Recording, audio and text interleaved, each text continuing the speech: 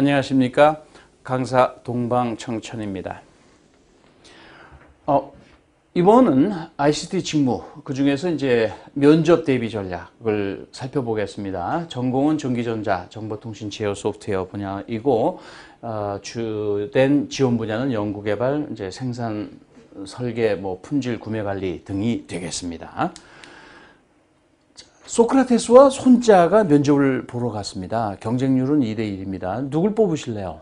소크라테스는 알라 너 자신을, 그래서 이 자기 분석을 강조했죠. 근데 손자는 뭐라고 그랬습니까? 지피지기 100점 못해. 해서 나를 알고 적을 알아야, 여기서 적은 직무입니다. 나를 알고 직무를 알아야, 즉 자기 분석이 되고 직무 분석이 되어야 합격한다, 이런 뜻이죠. 그러니까 면접에서는 손자가 합격할 수밖에 없습니다.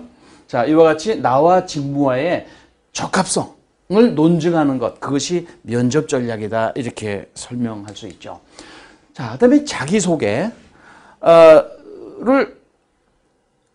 참 여러 가지 형태로 구성들을 해오세요. 물론 창의적인 자기소개도 좋습니다만은 면접관 입장에서 볼 땐 역시 자기소개를 통해서 직무적합성을 가진 사람을 뽑으려 하는 거거든요.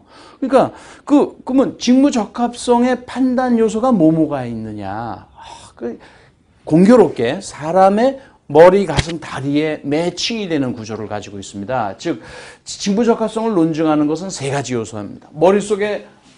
머리를 통해서 뭘 배웠냐 하는 거, 그다음에 가슴 속에 어떠한 인성이나 적성을 가지고 있느냐, 그다음에 발로 어떤 경력이나 경험을 뛰면서 쌓아왔느냐, 머리, 가슴, 다리, 학업, 인성, 경험, 학인경, 이렇게 준비를 하고 하면 중간에서 까먹어가지고 죄송합니다, 다시 하겠습니다, 이런 실수는 안 나오는 거예요. 그래서 비단 이제 입사할 때만이 아니고 우리나라 이제 중앙 공무원의 그 선임에 관한 그 법률 같은 거를 보면 대통령은 학식과 덕망과 경륜이 출중한 자 중에서 국회의 동의를 얻어 누구를 임명한다, 이런 표현들이 있어요. 이와 같이 공사 기관을 막론하고 사람을 판단하는 것은 이 학인경으로 구성을 한다. 그래서 이 70%를 합격의 70%를 좌우합니다. 하루는 그 학생이 왔어요. 그래서 4학년 2학기 때 무슨 전자 회사를 했는데 떨어졌대요. 근데 그래서 떨어졌을 때는 토익이 650점밖에 안 돼서 떨어진 줄 알고 이제 열심히 토익 공부를 했대요. 근데 시험은 못 봤대요. 그런데 이제 어떻게 해요? 그래서 다시 한번 또 그냥 원상태대로 그 원서를 낸 거죠. 그랬더니 이번에는 합격을 했어요. 왜? 이력서 클리닉을 받아서 이제 합격이 된 거예요. 그러니까 자기 혼자 냈던 것보다는 훨씬 압도적으로 이제 통과가 된 거죠. 그러니까 다음날 면접이 있으니까 면접 보러 이제 온 거예요. 그래서 준비되는 자기소개를 해봐라 그랬더니 한 40초 동안은 운동선수 얘기하고 얼버무리더라고요. 그래서 자기소개하라 그랬지 내가 언제 운동선수 얘기하라고 그랬습니까? 그랬더니 투지를 갖고 일하겠다는 뜻이죠. 그럼 투지를 갖고 일하겠다고 얘기하면 되지. 5초밖에 더 걸려. 나머지 55초는 공 까먹은 거 아니냐. 그렇네요. 그러더라고요. 그래서 이제 요런 학인경을 통해서 이제 지도를 해줬어요. 자, 산학협력 프로젝트 있으면 졸업 논문, 졸업 작품, 지원 분야 관련된 수강 과목. 예컨대 전자전기 쪽 하는 사람이 생산관리, 품질관리 가요. 그런데 품질관리 업무의 40% 이상은 통계적인 업무 처리거든요. 통계학 안 들었어요.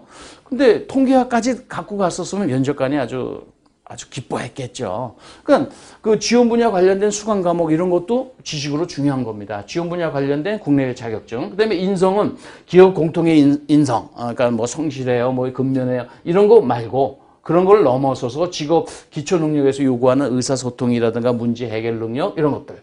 그다음에 지원 분야별 강론적인 인적성. 예를 들어서 연구개발 같으면 어떤 창의성을 강조한다든가 이런 것들이 필요해요. 근데 이런 인성 적성을 갖다가 노트 필기식으로 해주게 되면 이건 또 안 좋은 자기소개가 돼요. 그래서 자연스럽게 경력 경험을 통해서 인턴 근무 경력, 학술 동아리 경험, 수상 경력, 공모전 입상, 국내외 연수 경력 이런 걸 통해서 나타난 자신의 인성 적성을 에피소드식으로 스토리텔링식으로 이야기해 주는 게 가장 효과적입니다. 그리고 스토리텔링의 구성 내용은 데스 법칙에 맞추는 겁니다. 데스란 건 differentiation, 차별성, emotion, 감동성, 감동까지 안 되면 공감할 수는 있게 해줘야 돼요. 그다음에 S는 simplicity, 장황하지 말고 간결명료하게 이렇게 스토리텔링 방식으로 자기소개를 해주는 겁니다. 최근에는 이제 스펙을 별로 중시하지 않는다 그래서 이쪽은 좀 약해지고 있지만 남성 경우에는 이제 군대 보직과 같은 경우에는 상당히 도움을 받을 수도 있습니다. 직무적합성 판단에 있어서. 자, 그래서 1대1 면접으로 하는 경우에는 소수 또는 경력직 채용을 주로 하는 기업에서 많이 실시합니다. 전공보다는 인성 파악이 주된 겁니다. 그래서 편안한 분위기, 주스도 주고 커피도 줍니다. 편하게 앉으세요. 그래도 네 감사합니다. 그러면서 자세를 흐트리지 않는 게 중요합니다. 면접관을 존중하고 그다음에 어떠한 질문에 대해서도 지원자로서의 당당함을 겸비할 필요가 있습니다. 그다음에 다대1 면접은 꼭 수사관 같아요. 면접관들이. 너무 떨려요. 지원자 한 명을 놓고 한 주제에 대해 깊이 있는 질문을 끊임없이 던집니다. 인성, 전공, 상식, 가치관, 직업관 등. 근데 이런 경우에는 거짓말은 별로 안 좋아요. 왜냐하면 한 사람은 속일 수 있어도 이 사람이 옆에서 이렇게 듣고 있다가 다른 반대 질문을 하게 되면 거기서 이게 과장 또는 거짓말이라는 게 탄로날 수도 있기 때문에 끈기 있게 성실한 자신의 이미지 관리를 할 필요가 있고 자세와 시선 관리에 신경 써 주셔야 돼요. 이 사람이 질문에 따라서 이 사람만 보고 얘기하면 안 되고 골고루 시선 처리를 해줘야 된다는 것이 중요한 테마입니다. 자, 다대다 집단 면접에서는 비교평가로 신뢰성을 제고하고 특정 면접관의 편견이라든가 선입견을 배제할 수 있습니다. 응시자도 여러 명이 참여하니까 긴장이 감소되고 또 실력 발휘를 할 수 있는 이점이 있죠. 모든 것이 비교됩니다. 들어오는 거에서부터 복장, 태도, 답변, 인상, 걸음걸이, 앉는 자세 다 비교됩니다. 그래서 소위 이미지 연출이 중요하게 되죠. 질문이 없을 때도 태도를 신중하게 해야 됩니다. 나 면접 끝났어. 이제 이 사람한테 넘어갔어. 그래가지고 발가락 움직이고 손가락 움직이면 그 면접관들 참 거슬리거든요. 그럼 다시 돌아와서 감점시켜 버릴 수도 있어요. 그래서 유의하셔야 돼요. 그리고 대기실에 있을 때부터도 다 특별한 행동을 하는 사람은 또 체크가 되니까 조심하시고 첫 질문인 1분 이내의 자기소개가 성패의 70%를 좌우합니다. 그래서 아까 그 학생 같은 경우 그래서 이제 학인 경우로 이제 딱 준비를 해가지고 거기 가서 이제 자기소개를 쫙 했대요. 그래서 이제 그 며칠 후에 이제 그 전화가 왔어요. 감사합니다. 합격했습니다. 그래서 기분이 어떠느냐고 물었더니 다른 지원자가 갑자기 조용해지는 느낌을 받았습니다. 떠들었겠어요? 네, 그리고 면접관이 저를 전부 쳐다보는 느낌이 들었습니다. 그러면 또 딴 데 받겠어요? 그러니까 자기소개를 잘 하고 나니까 합격한다라는 그런 자신감, 느낌이 오는 거예요. 그래서 이 자기소개가, 만약에 이게 40분 정도 계속되는 면접이라 그러면 1분 자기소개는 4분밖에 더 걸리겠어요? 네 사람이면. 4분 이내에 70%가 당락이 결정된다는 그 정도로 중요합니다. 자기소개가. 그래서, 그럼 남들은 어떻게 했느냐 물었더니 다른 사람은 자기 이름에 삼행시를 읊거나 저처럼 운동선수 위인전 얘기하면서 이렇게 자신과 비교한다든 그건 전부 이제 시대에 어긋나는 그런 자기소개가 되겠죠. 그래서 이런 연습을 해봐야 돼요. 그래서 재학 중에 취업 캠프 등에 반드시 참석해서 모의 면접 훈련을 쌓으셔야 됩니다. 취업 캠프 참석자 대 비참석자의 합격률이 80% 대 40%라는 그 연구 결과도 있습니다. 어느 대학교 교수님 연구 결과인데 어느 대학교 강조하는 것이 돼서 그건 생략하겠습니다. 8대 4입니다. 더블이에요. 그래서 꼭 재학 중인 사람은 취업 캠프 꼭 참석을 하세요. 그 다음에 자, 그럼 인성 면접 주요 FAQ를 정리해 보겠습니다. 자기소개는 전수를 해드렸죠. 그럼 자기소개에서 나오는 학인경이 뭐가 되겠습니까? 바로 자신의 강점이 되는 거죠. 그러니까 자기소개 잘하는 사람은 강점 안 물어봐요. 대신 약점은 좀 준비를 하실 필요가 있습니다. 그래서 약점은 장점 같은 단점, 보기에 따라서는 그래서 상대적 약점을 한 가지 정도 준비하시면 되겠습니다. 여가 시간에 무엇을 하는가? 언뜻 보면 취미 물어보는 문제 같아요. 모든 면접관의 그 면접 질문에는 질문 의도가 있다 없다, 숨어 있다 없다, 숨어 있죠. 근데 그 숨은 질문 의도가 모든 면접 문제마다 다 같다 다르다. 다 다르면 여러분들 주원하는 거죠. 그러니까 다 같아요. 그게 뭐다? 직무 적합성. 직무에 적합한 사람인지를 판정하겠다는 게 숨은 질문 의도라는 얘기죠. 그러니까 시간 날 때 뭐 하세요? 라고 물었을 때에 질문자의 의도는 취미 물어보려고 한 게 아니란 얘기죠. 그 사람들 연봉 굉장히 비싸게 받는 사람들인데 시간 없애고 왜 시간 낭비해요? 그럼 취미 위주만의 답변은 금물이고 지원 분야와 관련된 숨은 재능, 또 없을 경우에는 자기 개발 사항, 이런 것들을 답변을 좀 준비해 가세요. 그다음에 학창시절 수행 프로젝트 아까 예시했죠. 지원 동기 향후 포부 아까 말씀드렸죠. 기여형으로 얘기해야지 자기중심형, 자기개발형, 그다음에 회사가 국민기업이라서 이런 아부형, 그다음에 배우려 왔습니다. 겸손형. 내가 적극적으로 회사 발전에 도움이 되려고 하는 그런 형태로 얘기를 해야 되고, 향후 포부는 기여를 하러 왔는데 당장 기여 못 하잖아요. 그러니까 스텝 바이 스텝 단계적으로 기여를 해줘야 되잖아요. 그러니까 직능 단위로 신입사원 때는 뭘 하고, 과장 때는 뭐 하고, 부장 때는 뭐 하고, 이런 식으로 직무를 연결해서 이렇게 나중에 10년 후에 이런 업무를 하는 그 책임 연구원이 되겠습니다. 이런 식으로 그 단계적으로 향후 계획을 얘기해 줄 필요가 있죠. 또 어떤 창의적 아이템을 제시를 해 주셔도 좋고, 그다음에 회사에 대해서 얼마나 알고 있는가, 이런 건 중요합니다. 그 외에 이제 뭐 여러 가지 성패담이나 뭐 이런 질문들도 있을 수 있죠. 다음에 이제 PT 면접입니다. 대기업은 거의 다 PT 면접 봅니다. 인문계는 직무 PT라고 그러고, 이제 기술 이공계 쪽은 기술 PT라고 그래요. 그래서 기술 PT에서 보고자 하는 것이 이런 데 나와 있습니다. 이런 주제를 갖다가 한 3문제 정도를 주고 여기서 고르라고 그래요. 그래서 이제 고르면 출제 상황, 왜 이 문제를 냈는지 자기네들이. 그 다음에 PT 조건도 줘요. 왜? 그렇지 않으면 박사 논문에서부터 무슨 뭐 학기말 고사 답안지까지 이게 정신없을 거 아니에요. 그러니까 이런 상황에서 이런 문제를 냈으니까 이런 카테고리에서 PT를 하시오, 이런 거죠. 그러면 그 사람들은 이제 대체로 뭐 회사마다 좀 약간씩은 다르지만 평균값을 구해보면 전문성, 일단 이 내용에 대해서 잘 알고 있는지를 물어보는 거야. 그 다음에 그 아는 내용을 그냥 통으로 얘기하는 사람도 있어요. 여러분들 전공시험 볼 때 뭐에 대해서 설명하라 그러면 통으로 쓰는 사람들 있죠. 타이틀 없이. 그런 거는 좋은 점수 못 받습니다. C학점, 타이틀 있으면 B학점. 근데 내용도 좋다. 그러면 A학점이에요. 바로 그것도 여기 PT 면접에 적중이 됩니다. 그래서 타이틀을 잘 달아줘라. 그다음에 타이틀 간의 논리의 흐름이 매끄러워야 돼요. 그다음에 어떤 반드시 봉착한 문제점이 있을 겁니다. 그 문제 해결을 위한 응용성, 창의성을 발휘하세요. 이거는 정도의 차이입니다. 그래서 창의성이 더욱 높을수록 좋은 점수를 받겠죠. 그다음에 전달성.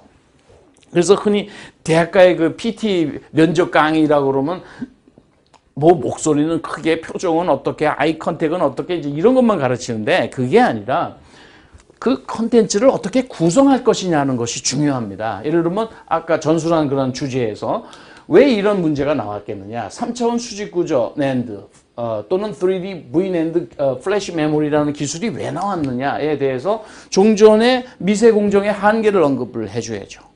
그리고 나서 3D V낸드 플래시 메모리의 개념이 뭐냐. 그래서 이런 한계 때문에 이런 3차원 반도체가 나왔다. 그리고 이런 것을 양산했다는 것이 우리나라 산업에 어떤 영향을 주는 거냐. 그래서 종전의 미세와 공정으로 만드는 그런 그 기술과 신기술은 어떻게 다르냐. 우선 뭐 메모리 용량에 있어서도 다르겠지만 그것을 양산하는 프로세스도 다를 거란 말이죠. 그다음에 그러면 그 자기가 지원한 그 공공전자의 전략은 뭐고, 해결 과제는 어떤 것이 되면 좋겠다라는 자신의 소견까지 이렇게 이야기해 준다 그러면, 그리고 마지막으로 결론을 내려준다 그러면 와, 박수 치는 거죠. 공대 교수인 친구와 얘기를 했을 때 이제 그 공대 교수들도 이런 그 기업체, 대기업 기술 PT 면접에 이제 출제 성향이나 이런 거를 이제 자문을 해 주기도 해요. 근데 이제 많은 경우에는 그 시사 기술적인 이슈들에 대해서 상당히 그 목말라 해 있어요. 현업 부서장들이. 그래서 이 신입사원들이 한테 무슨 이야기를 던졌을 때 그 얘기를 서로 나눌 수 있는 정도가 된다 그러면 말이 통하네 이렇게 되는 거예요. 이 친구하고 같이 일해보고 싶네 이런 거예요. 근데 이건 뭐 앉아서 토익 공부하고 자격증 공부하느라고 신문 지상 쪼가리는 하나도 본 적이 없고 무슨 새로운 그 메모리 반도체 기술이 나왔는데 그게 뭔지도 모르고 교과서에는 더더욱이나 있을 리가 없죠. 그러니까 이런 시사 기술적인 이런 상식이라든가 그런 개념이 전혀 없는 거예요. 뭘 물어보면 몰라요. 전자공학 나온 거 맞아요? 컴퓨터공학 한 거 맞아요? 네. 근데 너무 모르는 거예요. 그럼 답답한 거죠. 그래서 기술 PT 면접에서는 이런 시사 기술에 능통해 있으면 굉장히 좋죠. 그리고 전문성에서는 이제 뭐 예를 들어 그 교과서에서 나오는 그런 순수 이론들, 가우스의 법칙, 그런 것도 나오지만은 그런 것이 나왔을 경우에도 가우스의 법칙이 이래서 반도체 회로 설계를 할 때 전기 간섭에서 어떠한 그 영향을 주고 그것을 해소하기 위해서 나온 그런 미세화 공정에서 나오는 기술들이 어떤 문제점을 가졌기 때문에 이런 그 3D V낸드 기술을 개발하게 됐다. 이런 식으로 그 학술적인 이론을 시사 기술적인 것과 접목을 해서 이야기를 해주면 굉장히 PT 면접관들이 좋아해요. 그래서 인성 면접은 당락만을 결정하죠. 그룹 토론이나 이런 거는 뭐예요? 그냥 팀 점수 나가는 거거든요. PT 면접은 그대로 개인 점수 나가는 거거든요. 그러니까 PT 면접에서 점수 차이가 엄청나게 난다. 그래서 PT 면접에 자기가 예상했던 문제가 나오면 뭐 고득점 합격하는 거고 세 문제 다 아무것도 모르겠다 그러면 떨어질 확률이 좀 있는 거죠. 자, 그 다음에 그룹 토론은 어떻게 하느냐. 다수 응시자들이 이렇게 모여서 다수 면접관 앞에서 이제 제시된 주제에 대해서 이제 토론을 벌립니다. 그런데 두 가지 형태가 있어요. 이런 찬반으로 나누는 시사형이 있고 브레인스토밍형. 우리 회사가 미국에서 자동차 시장 점유율 1위를 달성하기 위한 방안. 이런 건 뭐 찬반이 있을 수가 없죠. 그런 건 브레인스토밍으로 그럼 생산 관리는 어떻게 하고 개발은 어떻게 하고 뭐 친환경차는 어떻게 개발하고 언제 개발해야 되고 뭐 이런 것들 이런 식의 토론도 있어요. 그래서 어떤 형태이든 이기고 지는 게 중요하진 않아요. 면접관은 결론의 내용보다는 결론 도출 과정에 주목해요. 그 대신 결론은 반드시 도출해 줘야 됩니다. 결론이 없는 회의를 했다 그러면은 전부 이게 구조조정감이에요. 생산성 없는 집단이에요. 그렇기 때문에 적극성, 팀워크, 커뮤니케이션 능력, 창의성, 설득력, 핵심 파악 능력, 논리성, 어휘력 이런 걸 총동원해서 주어진 주제에 대한 결론은 도출하는데 그 도출 과정을 보겠다. 근데 이제 하다 보면은 굉장히 서로 정신없이 하다 보면 서로 양보 안 하고 그래요. 그러다 보면 이게 결론이 안 나요. 그럴 때는 바로 이 중간 결론이라는 걸 내려주세요. 그래서 이 정치적, 종교적 이슈는 출제되지 않지만 결론은 반드시 제시하세요. 그래서 그렇지 않으면 결론을 못 내는 집단이 되니까 그래서 결론에 이르는 과정을 중시하고 상대 의견을 존중하고 논리적 귀납, 설득, 경청, 대안 제시, 표현력, 팀워크 등을 총동원하는 겁니다. 그래서 첨예한 의견 대립이 있거나 주제가 산만하게 흐트러지면 중간 결론을 내려주세요. 이게 조장의 역할이에요. 그렇게 되면 최종 결론 도출이 용이해집니다. 그래서 중간 결론 이후에는 이에 반하는 진술은 조장이 의장권을 발동해서 제지할 수 있어요. 근데 조장을 두는 기업이 있고 두지 않고 면접관이 조장을 하는 경우도 있습니다. 조장이 없고 면접관이 하는 경우도 있습니다. 자, 그 다음에 이제 마지막으로 창의성. 입니다. 그래서 이제 삼성 같은 경우에는 토론 면접 대신 창의성 면접으로 바꿨어요. 토론 면접은 이제 팀 점수를 가다 보니까 이 개인별 변별력이 좀 약하다 해서 창의성 면접으로 하는데 진행은 1대1 토론과 마찬가지예요. 그래서 어떤 주제를 주고 그에 대해서 어떻게 생각을 하느냐. 그러면 이제 찬반이 있는 경우에는 찬성 의견을 하게 되면 반대 논리로 또 반대 논리로 나오면 찬성 의견으로 해서 약간 압박 면접 같은 느낌이 들죠. 그러면서 이제 그 사람의 창의적 문제 해결 능력을 보겠다는 거죠. 그래서 이 창의성 면접은 현재로는 이제 삼성에서만 하고 있는데 현대나 LG 같은 경우에는 그대로 이제 그 그룹 토론을 진행을 하고 있습니다. 여러분의 그 성공 취업을 응원합니다. 감사합니다.